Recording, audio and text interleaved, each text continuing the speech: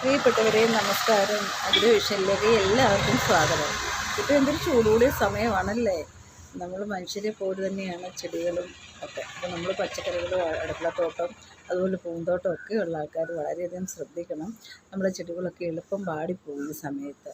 വാടുന്നത് എങ്ങനെയാണെന്ന് വെച്ചാൽ നമ്മൾ നന്നായിട്ട് നനച്ചു കൊടുക്കുമല്ലോ. നനച്ചു കൊടുക്കുമ്പോഴത്തേക്കിന് ഈ മണ്ണിൽ ഈ വെള്ളവും കിടക്കും.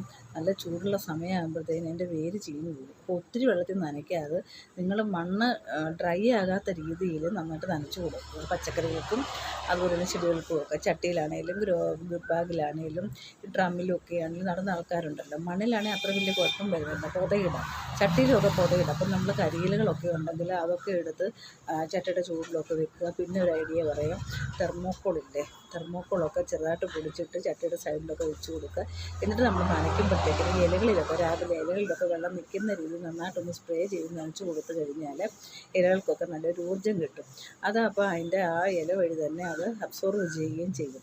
ചൂട്ടിൽ ഒത്തിരി വെള്ളം ഒഴിക്കാതിരിക്കുക. ഈ പുതയിടണം. പുതയിടുമ്പോഴത്തേനും ചൂട് കൂടുതലായിട്ട് ഇത് വാടിപ്പോകാതിരിക്കും. നമ്മുടെ ചെടിയൊക്കെ വാടിപ്പോയി നശിക്കാതിരിക്കും.